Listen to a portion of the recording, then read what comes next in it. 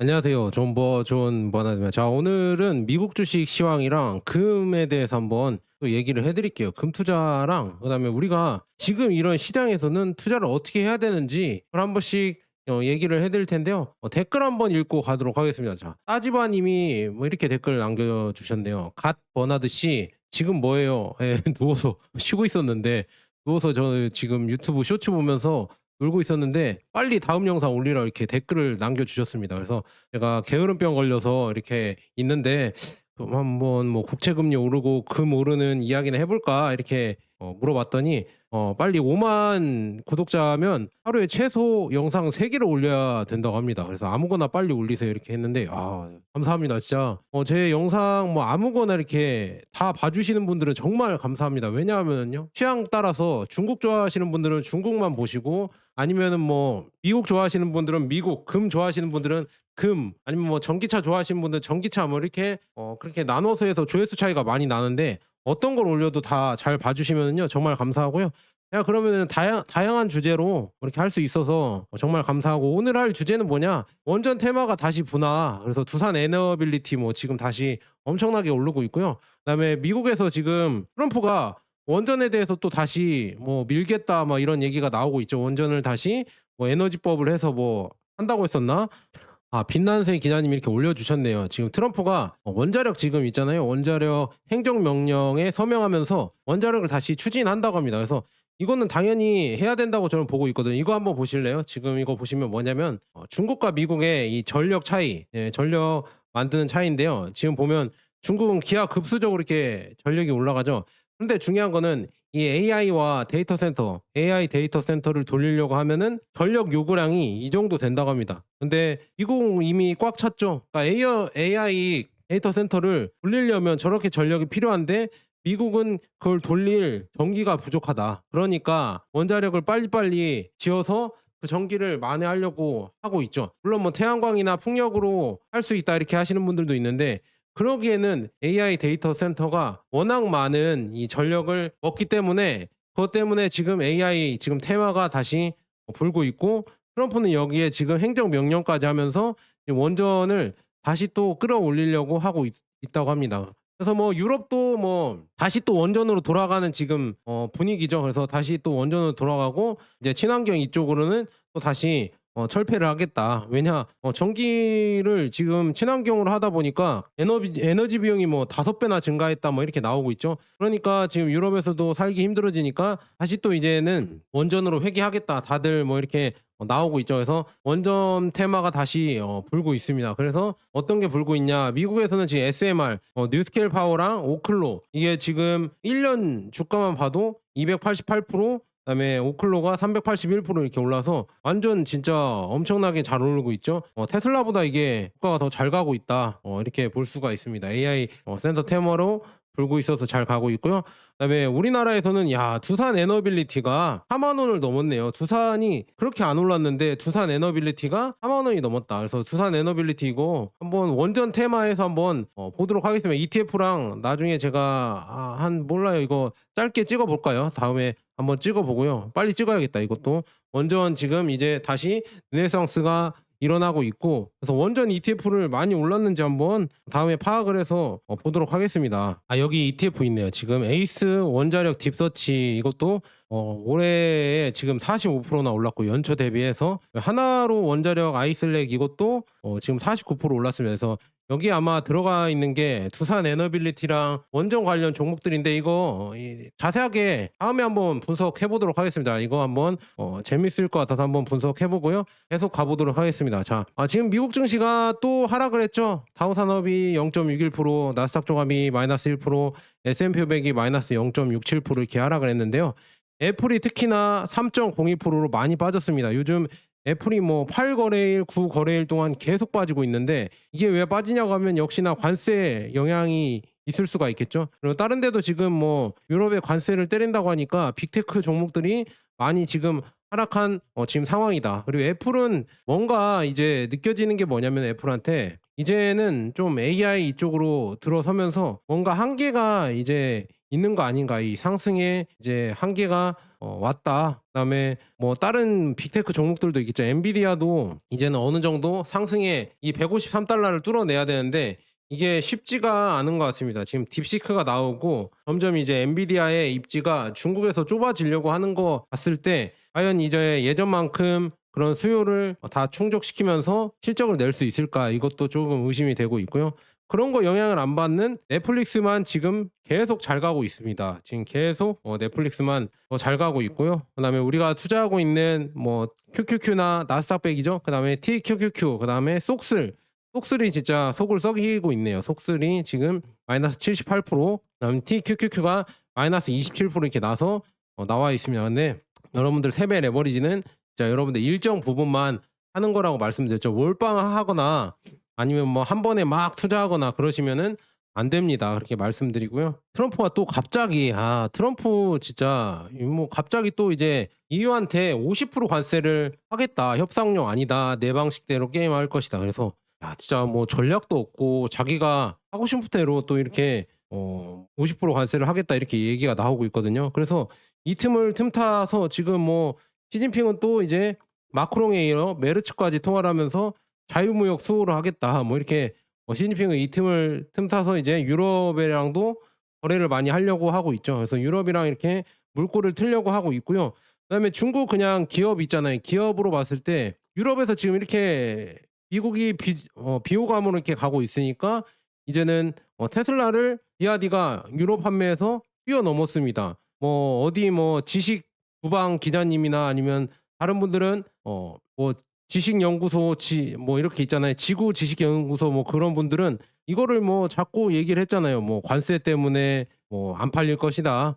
중국 전기차가 안 팔릴 것이다. 유럽에서는 더더욱 안 팔릴 것이고 다른 나라 뭐 브릭스 국가들이나 다른 국가들도 다 관세로 이거를 중국을 압박해서 중국 전기차가 다행 생산으로 안 좋아질 것이다 이렇게 예상을 했는데 유일하게 존 버나드만 전혀 그렇지 않다. 그렇게 말씀드렸죠. 누구 말이 맞았죠? 이런 아무것도 없는 똑똑하지도 않은 존 버나드 말이 지금 맞아 들어가고 있죠. 지금 비아디가 테슬라의 이 유럽 판매량을 뛰어넘으면서 지금 주가도 신고가로 홍콩 증시에 상장한 비아디 주식이 신고가로 올라가고 있죠. 존 버나드 말이 맞네요. 똑똑하신 분들 말이 하나도 안 맞고 오히려 아무도 유명하지도 않고 똑똑하지도 않은 존 버나드 말이 마저 들어가고 있다. 이런 거 보면 신기하죠. 2차 전지는 안 될 것이다 하는 것도 존 버나드 말이 맞고요. 그다음에 이제는 비아디가 유럽에서 판매량이 더 좋아질 것이다. 이것도 존 버나드 말이 맞고 이제 하나만 남았네. 이제 중국이 이제 다시 뛰어오르면서 중국 주식이 이제 대세가 될 것이다. 이것도 과연 맞는지 한번 저도 한번 팔로우하면서 지켜 보도록 하겠습니다. 그래서 계속 가보도록 하겠고요. 애플에 대해서도 또 이제 이렇게 얘기를 했죠. 애플 공장 옮겨라. 미국으로 옮겨서 생산을 해라. 트럼프가 또 이런 얘기를 했다고 합니다. 그리고 삼성도 예외는 아니다. 그래서 걱정이 많이 되네요. 애플한테 최소 25% 관세를 물겠다. 그러니까 지금 미국에서 생산을 안 하면 이렇게 물겠다 이렇게 하는데 트럼프의 이 지금 제가 봤을 때도 속내는 뭐냐? 애플이나 이런 빅테크 기업들 있잖아요. 이런 기업들이 미국에서 생산을 해라. 중국에 갔던 아니면 인도나 아니면 다른 나라에 갔던 이 빅테크가 신발이나 뭐 이런 단순 제조업체가 미국으로 오는 게 아니라 이런 자동차, 그다음에 뭐 컴퓨터, 핸드폰, 스마트폰이죠. 스마트폰 이런 하이테크 산업들이 미국에 와서 일자리를 만들고 생산을 해내라. 이거를 압박을 하는 겁니다. 대표적으로 애플한테 이렇게 압박을 하고 있죠. 근데 고단수는 누구냐? 엔비디아의 젠슨 왕은 지금 이제는 아예 대만으로 가서 생산하겠다. 아예 선언을 해버렸죠. 대만으로 이렇게 갈아타버렸죠. 그래서 트럼프가 때리든 말든 대만으로 하겠다 이렇게 얘기가 나왔는데 엔비디아가 제가 봤을 때는 팀 쿡이나 일론 머스크보다 더 사업 수단이 좋고 조금 더 고단수 같거든요. 지금 보면 팀 쿡의 지금 애플은 계속 이런 트럼프의 압박에 또 이렇게 맞아서 주가가 계속 떨어지고 있어서 좋지 않다. 그래서 만약에 애플이 지금 미국에서 아이폰을 한 대 생산한다고 하면요. 그게 가격이 480만 원이 될 것이다. 쉽지 않은 탈중국. 탈중국 할 수 있으면 한번 해보세요. 왜냐 부품이나 이런 게 반도체나 부품이나 LCD나 이런 게 다 들어가는 게 다 아시아에서 나와요. 한국, 일본, 중국, 대만 이쪽에서 다 나오는데 그거를 거기 가까운 곳에서 빨리 조립을 해서 값싼 이런 값싸고 효율적인 방법으로 그러니까 인건비도 싸고 효율적인 이런 방법 공장에서 생산을 해내야 그래야 더 싸게 될 텐데 만약에 애플이 이제 미국에서 생산한다고 하면요 가격은 3배 이상 뛸 거라고 합니다. 그러면은 뭐 가격 경쟁력이 없어서 화웨이나 아니면 뭐 삼성 이런 데에 당연히 밀리겠죠. 그래서 그런 게 안 좋아지니까 과연 어떻게 될 것인가 참 걱정이 많이 된다 이렇게 말씀드리고요. 그래서 그런지 지금 관세나 뭐 이런 여러 가지 이유 때문인지 몰라도 지금 미국의 10 년물 국채 금리가 4.6을 넘었다가 4.5 위에서 놀고 있죠. 이게 정말 좋지 않은 지금 신호고 그다음에 30년 국채 금리도 5%가 넘어갔습니다. 그래서 이 금리가 오르면은 뭐가 안 좋냐. 그만큼 미국의 국채를 안 사가는 거예요. 그러니까 우리가 적금을 한번 예를 들자면 어디 뭐 저축은행에서 3% 금리에 지금 적금이 나왔다 하면은요. 그거 지금 금리가 너무 싸다 하면 안 사잖아요. 그러면은 4%로 올리고 그다음에 그래도 안 사면은 5%로 올리잖아요. 그런 거나 비슷한 거예요. 그렇게 이해하시면 될 것 같아요. 그래서 거기에서 이제 뭐 은행은 5% 적금을 이렇게 내놓아서 그 돈을 또 다른 데다 빌려주면서 사업을 하거나 이렇게 하면서 뭐 은행이 사업을 한다는 건 아니고 다른 데다 빌려주면서 또 이윤을 창출해서 그래서 이제 돈을 버는 게 은행이잖아요. 그런 것처럼 미국도 이렇게 국채를 발행해서 그거를 사주는 이런 채권자가 있을 거 아니에요. 채권자의 그 돈을 받고 다른 데에 투자를 해서 생산을 해서 뭐 기업을 키우거나 아니면 나라 이런 재정을 운영해 가겠죠. 그런 거 하려고 하는데 지금 낮은 금리로는 할 사람이 없다 이게 나오고 있으면서 이게 뭐가 안 좋냐면 과거보다 이 지금 미국을 믿을 만하다고 이렇게 생각하는 사람들이 줄어든 거라고 이렇게 볼 수가 있죠. 그다음에 더 중요한 거는 지금 일본도 똑같아요. 지금 30년 일본 국채 금리가 지금 3이 넘어가고 급속도로 올라왔습니다. 지금 이게 몇 년 사이에 1.5에서 3%까지 올라갔다는 얘기는 그냥 우리가 그냥 큰돈을 빌리잖아요. 기관들이나 다른 사람들 큰돈을 빌리잖아요. 그래서 1.5 금리에서 3.0 금리로 갔다는 거는 그냥 2배가 오르는 겁니다. 2배. 그러면 내가 만약에 2조 달러의 빚이 있다고 하면요. 이제는 이자가 아니라 이자가 2조 달러 나간다 하면요. 이제 빚이 4조 달러로 늘는 겁니다. 엄청나게 늘어나는 거거든요. 그러니까 이게 참 무서워지는 겁니다. 이 금리가 오를수록 이게 무서워지는 거고 그다음에 뭐 미국은 지금 올해 뭐 금리를 몇 번 인하하겠다 이렇게 얘기가 나왔었는데 그 인하 얘기가 확 줄어들었습니다. 이제는 인하를 올해 한 번도 안 할 수도 있다. 아니면은 연말에 한두 번 할 수도 있다. 뭐 이렇게 줄어들었죠. 원래 올해 그러니까 25년 들어서기 전에는 5번 하냐 6번 하냐 이렇게 얘기를 해서 또 TMF 투자자들이 그거 투자해야겠다 이렇게 해서 패배 레버리지로 채권을 질렀는데 또 그것도 적중을 실패했죠. 제가 누누이 말씀드리잖아요. TMF 투자는 하는 거 아니다고. 이 3배 레버리지를 넣어서 채권에 투자하는 거는 진짜 바보짓이다 이렇게 말씀드렸는데 아직도 뭐 좋아하시는 분들이 있어서 참 안타깝다고 저는 보고 있고요. 이런 여러 가지 위기 때문에 레이 달리오는 계속 경고를 하죠. 미 연방 부채가 계속 늘어나고 있고 그 부채를 감당하려고 국채를 발행하고 있지만 그 국채를 여러 나라들이 이제는 의심을 하고 잘 안 사주려고 한다. 그러니까 금리가 올라가는 것이고 이런 이유 때문에 무디스가 신용 강등을 시키는 것이고 그래서 부채가 계속 늘어나면 늘어날수록 재정 적자는 계속 커지고 결국에는 미국의 이런 패권이나 이런 게 지금 무너질 수가 있다. 이거를 레이 달리오, 브리지 워터스 이분 지금 설립자가 얘기를 계속 하고 있습니다. 그래서 이 위기를 계속 얘기하는데 과연 위기가 터질지 안 터질지는 좀 더 지켜봐야 될 것 같고요. 그다음에 뭐 베센트 장관은 향후 몇 주 내에 여러 건의 대규모 무역 협상이 타결되겠다. 맨날 뜬구름 잡는 얘기만 해요. 뭐 구체적으로 나온 건 없는데 매번 앞으로 몇 주 안에 여러 건의 대규모 협상이 있을 것이다. 다시 뭐 직접 만나 협상을 할 것이다. 중국이랑도 뭐 여러 가지 협상을 할 것이다.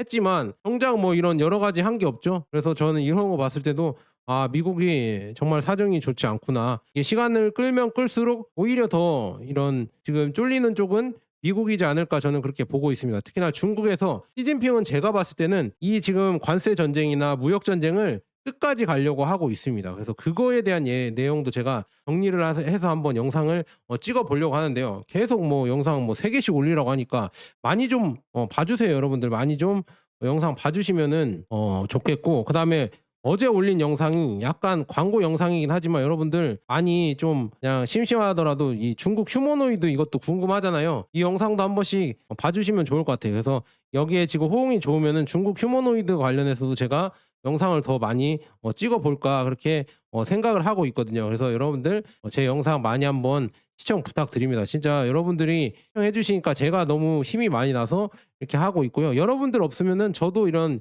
유튜브 할 수 없는 거고, 그래서 많이 봐 주셔서 정말 감사합니다. 이렇게 긴 영상도 뭐 지루할 텐데 뭐 끝까지 봐 주셔서 감사하고, 그다음에 뭐 영상을 뭐 여러 가지 주제로 다 하고 싶은데 그러려면 뭐 지금 24시간 해야 되니까 그것까지는 못 하겠고, 그래도 매일 이렇게 하루에 하나 정도 영상을 올리려고 노력은 해 보겠습니다. 그래서 계속 가 보도록 하겠습니다. 자, 그래서 지금 보면은 $1 환율 있잖아요. $1 환율이 최근에 1,365 원까지 내려왔죠. $1 환율이 최근에 1,365 원까지 내려와서 아주 급락을 하고 있는데 1,475 원 위에서 급락을 하고 있어서, 야 이거 환차손만 해도 엄청나게 지금 손해다 이렇게 얘기하시는 분들이 있어요. 물론 맞는 말이고, 저는 여기서 이제 환전을 더 해볼까 생각이 드는데요. 지금 뭐 이런 소문도 들더라고요. 지금 고위 관계자에 따르면은요, 미국은 막대한 무역 적자의 근본 원인을 환율 강세, 그러니까 달러 강세에 있다고 보며, 그래서 이제 플라자 합의를 한국과도 하는 거 아니냐. 그래서 $1 환율을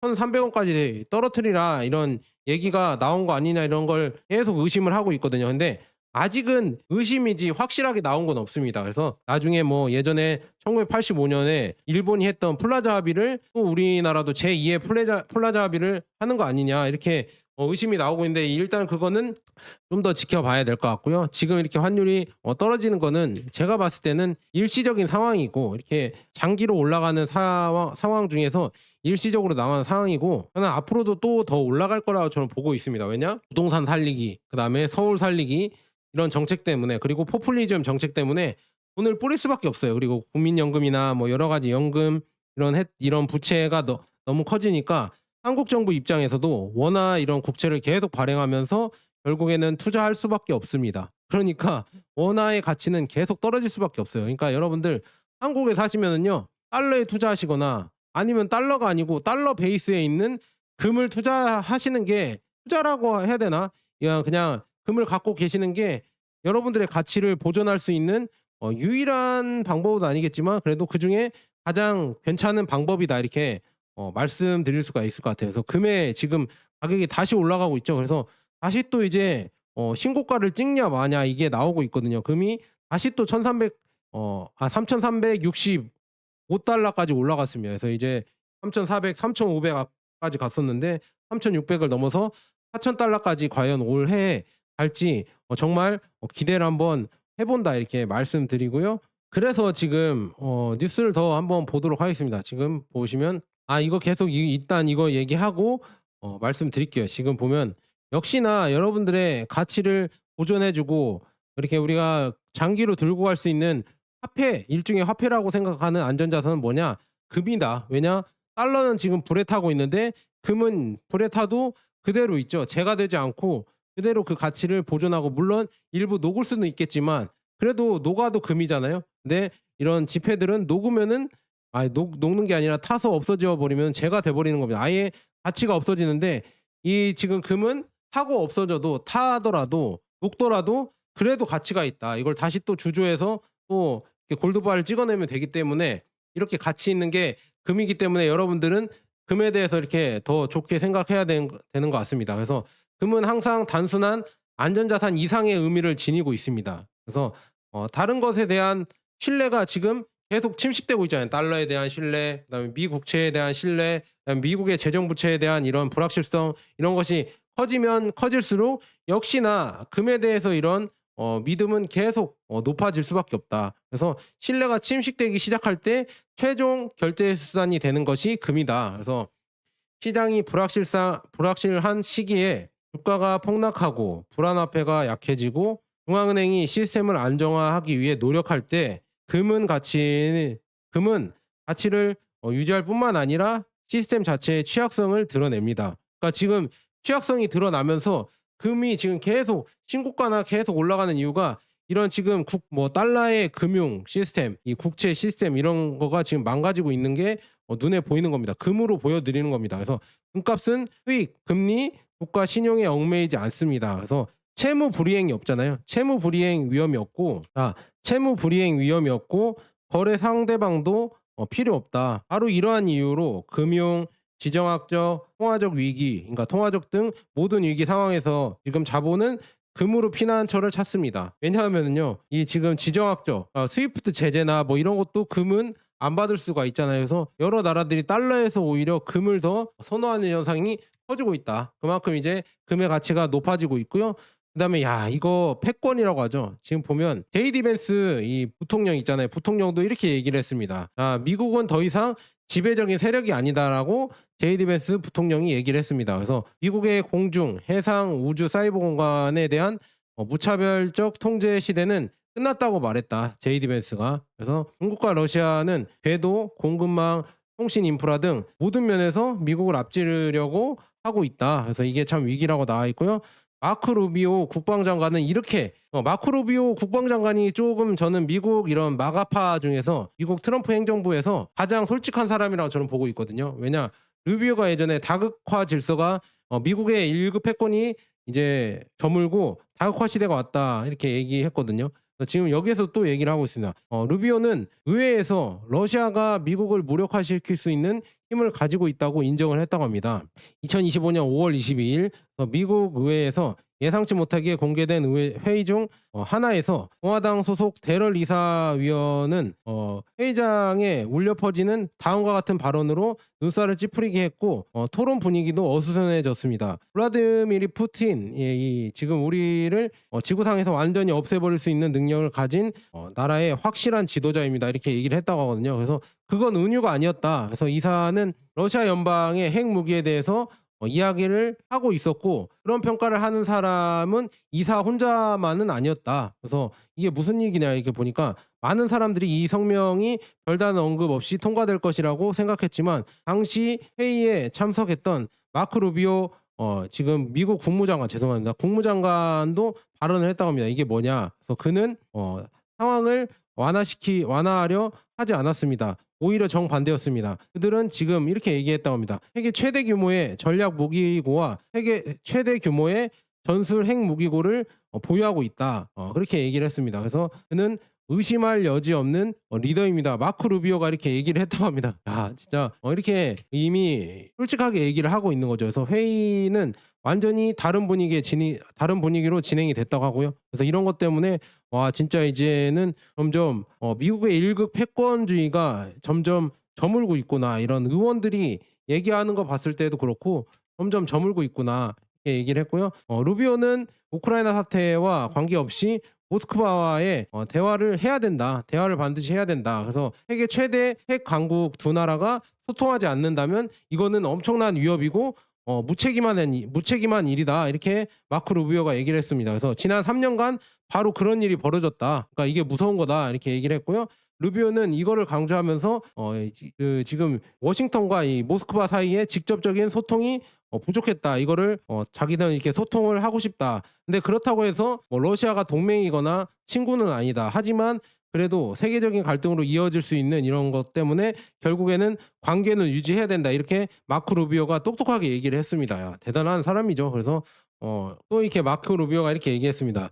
루비오는 1961년 역사 수업을 떠올리며 결론을 내렸다. 만약 당시 워싱턴과 모스크바 사이에 소통 채널이 없었다면 카리브해 위기는 재앙으로 끝났을 겁니다. 그때 세계가 사라졌을 수도 있었죠. 그래서 거창한 말은 없지만 매우 중요한 의미를 지닌 이번 의회 회기는 미국 최고의 정치권에서도 단순히 선과 악을 구분하는 것이 더 이상 통하지 않는다는 인식을 점차 확산됐음을 보여줬다. 이제 선과 악이 아니다. 이제는 중국과 러시아가 악이고 미국이 선이고 이런 거를 따질 때가 아니라 인류 공존을 위해서 서로 이렇게 교류를 하고 대화를 해야 된다. 그리고 이제 미국이 이제 휘두르는 이런 1급 패권에서는 점점 내려왔다. 이제 다극화 시대를 받아들여야 되고 루비오도 얘기를 했습니다. 그걸 받아들이면서 스탠스가 바뀌어야 된다. 그렇다고 해서 미국이 망하는 건 아니다. 뭐 이런 얘기겠죠. 그래서 이걸 받아들여야 되는데 과연 트럼프 행정부에서는 받아들이고 제대로 할지는 좀 미지수고요.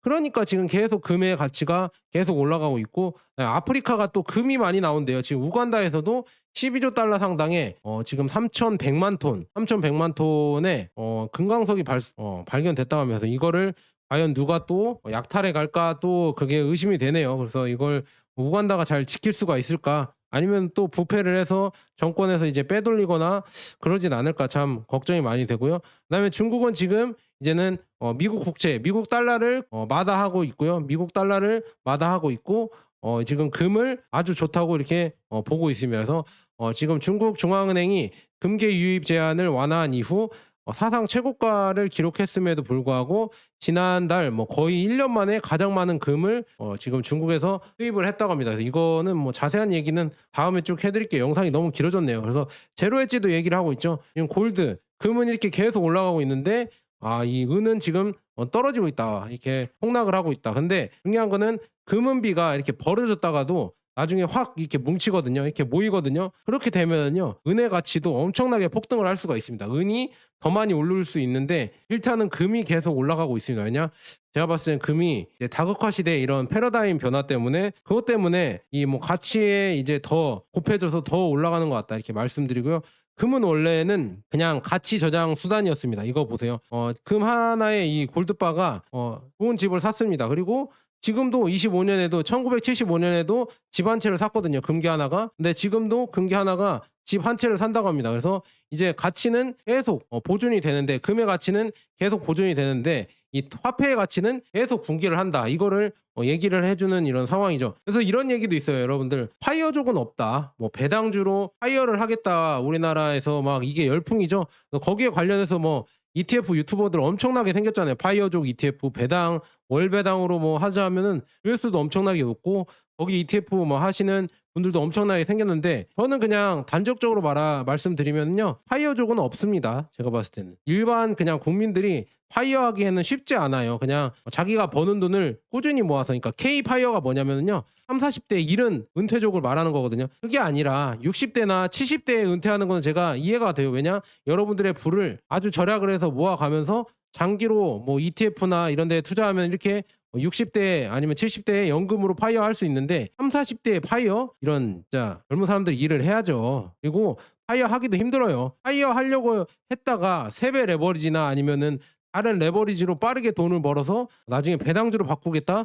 그런 심산으로 이렇게 하다가는 돈을 계속 잃어서 결국 영원히 60대 70대 돼도 영원히 파이어를 못하고 죽을 때까지 일을 해야 될 수도 있다. 물론 죽을 때까지 일을 해도 행복한 사람이 있으니까 그걸 뭐라고 말씀은 못 드리겠지만 파이어족은 없다. K 파이어족, 30, 40대 파이어족은 저는 없다고 이렇게 말씀드립니다.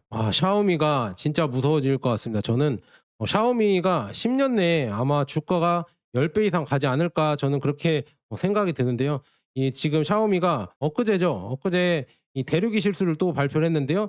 TSMC를 이용해서 미국 제재를 피해서 TSMC를 이용해서 독자적인 X링이라고 해서 3나노의 이 반도체 칩을 개발을 했다고 합니다. 이걸 개발을 해서 아마도 뭐 핸드폰이나 아니면은 자율주행 전기차 스마트 전기차 칩에 들어가면서 자율주행도 하겠다 이렇게 나와 있고요. 그다음에 신차 발표를 했는데요. 이거 보고 국내 전기차는 다 끝났구나 이거를 느낄 수가 있었으면 근데 아직도 국내 전기차가 기술력이 좋다 이렇게 구라치는 유튜버들 너무 많죠. 자동차 이 분석해 주는 유튜버들이 어디에서 돈을 받았나 모르겠는데 국내 전기차가 전혀 이제 중국 전기차랑 비교했을 때 전혀 이제 비교 자체를 하면은 진짜 쪽팔리거든요. 솔직히 말하면 이미 끝났습니다. 이 수준을 아시는 분들은 이미 아시겠지만 샤오미의 전기차가 우리나라 어떤 전기차를 비교해봐도 훨씬 낫습니다. 저는 그거는 장담할 수가 있습니다. 진짜 너무 안타깝고요. 그다음에 디자인에서도 그냥 압도를 하죠. 야 이거 프로상계 비슷하게 생겼죠. 야 진짜 이쁘다. 이 디자인으로는 이게 중국 차일까 어디 차일까 유럽 차일까 비교가 안 돼요. 너무 이쁘게 나왔습니다. 그래서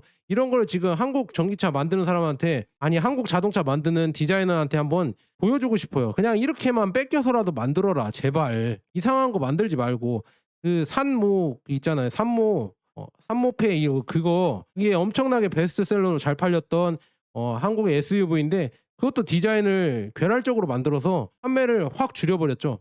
정말 대단하다 우리나라는 진짜. 이렇게 그냥 중국을 따라해서라도 아니면 유럽을 따라해서라도 그냥 이쁘게 만들면 되는데 뭐 이상하게 만들어 참 어이가 없고요. 지금 이거 발표하는데요. YU7이라고 해서 이게 신차인데 아마도 모델 Y 있잖아요. 테슬라의 모델 Y 라이벌로 나와서 아마 모델 Y 가격 비슷하게 나올 겁니다. 그래서 비싸면 한 5천에서 한 7천만 원 사이로 나올 것 같은데 5천에서 7천만 원 사이로 나올 것 같은데 지금 엔트리 모델이요. LFP 배터리가 들어가는데요. 835kg가 간다고 합니다. 그래서 우리나라에서는 한 200kg 정도 빼야 되거든요. 그러면 한 635km 주행거리를 갖고 있다고 하는데, 야 대단하죠. 야 진짜 한 5천만 원, 6천만 원대 차량이 거의 600km가 넘어가는, 그다음에 이 지금 여기 들어가는 이런 장비나 스마트 기기는 엄청 진짜 샤오미가 직접 본 사람들은 진짜 대단하다고 이렇게 나오고 있거든요. 그래서 야 이런 거 봤을 때 진짜 무서워졌다. 이런 게 정말 무서워지는 거고요. 그래서 트럼프가 그렇게 지금 중국 배터리와 배터리 소재와 전기차를 견제를 하려고 하는 이유가 다 이런 이유다. 그런데 하지만 실제로는 중국이 리튬과 흑연으로 제국을 건설하는 동안 트럼프의 전기차 산업은 질식을 했습니다. 그래서 이런 조치를 해봤자 좋지가 않다. 지금 미국에서 대중 이런 전기차 배터리 제재가 헛수고다. 왜냐하면 중국이 압도적으로 우위이기 때문에 관세는 역효과가 나고요. 대체 공급망은 허상이다. 한국에서 한다고 하는데 한국에서 과연 잘 될까요? 지금 여기 읽어보시면 중국이 압도적인 우위. 왜냐 리튬 정제가 70% 이상이 중국에서 나오고 있고요. 그다음에 흑연 가공의 100% 거의 100%가 중국이 장악을 했고, CATL과 비아디 등 중국 기업이 세계 배터리 시장을 주도하고 있고요. 관세는 당연히 역효과죠. 왜냐? 중국의 이런 수직 계열화된 인프라를 뛰어넘을 수 없기 때문에 그런 거고요. 그다음에 대체 공급망은 허상이다. 인도네시아, 콩고 등 이런 데도 실질적으로 중국 자본 영향권이고, 그다음에 공급망 다변화는 소재 원산지를 바꾸는 눈속임에 불과하다. 그리고 미국 산업에 또 피해가 가겠죠. EV나 스타트업 비용이 증가하고요. IRA 이 효과도 약화가 된다. 이렇게 나와 있고, 방산도 중국의 히토류 의존으로 타격이 가능하고, 그다음에 중국의 반격과 확장은 뭐냐? 수출 통제 강화, 갈륨, 리튬, 흑연 등을 강화하면서 발전을 못하게 막을 것이다. 이렇게 나와 있고요. 그런데 반해 미국은 지금 관세 지금 제재 이렇게 한다고 하고 전략은 부재하다 이렇게 나와 있습니다. 그다음에 엔비디아 지금 CEO 젠순왕이 계속 대놓고 울고 있잖아요. 지금 대놓고 트럼프를 저격했죠. 수출 통제는 실패를 했다. 중국 기술만 키워줬다. 이게 수출 통제를 한다고 중국을 반도체 개발을 못하게 한다고 수출 통제를 했는데 그게 이미 실패를 했는데 왜 계속 하냐. 지금 중국만 좋다고 계속 개발을 하고 있는데 그거 개발 못하게 빨리 엔비디아가 들어가서 그걸 팔게 만들어야 되는데 왜 지금 돈을 벌 수 있는 이런 자리를 스스로 박차고 나가고 중국이 잘 될 수 있게 왜 도와주냐, 이거를 지적을 한 겁니다. 그래서 지금 보면 미국의 수출 금지 조치를 취하고 엔비디아의 킬 스위치라고 해서 이게 안 되게 만드는 거 있잖아요. 이거를 보완함으로써 중국의 AI 성장을 막을 수 있다고 지금 생각을 하고 있는데 그 발상은 귀엽다. 왜냐하면 미국은 스템 전쟁이 시작되기도 전에 패배를 했기 때문이다. 야 진짜 이게 참 걱정이 많이 되고요. 이거는 자세하게 다음에 해드릴게요. 지금